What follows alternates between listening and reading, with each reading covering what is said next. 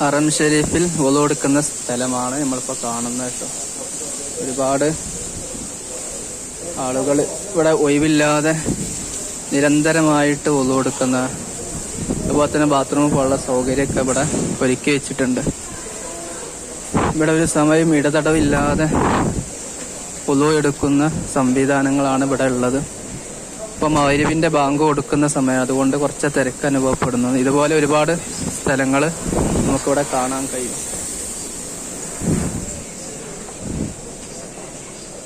ഒരുപാട് ആണുങ്ങൾക്കുള്ള സെക്ഷനാണ്, പെണ്ണുങ്ങൾക്കുള്ള സെക്ഷൻ വേറെ ഉണ്ടാവും.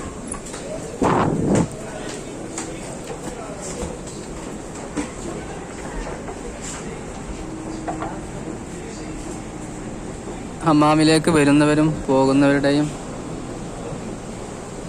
വഴിയാണ് ഇപ്പോൾ കാണുന്നത്.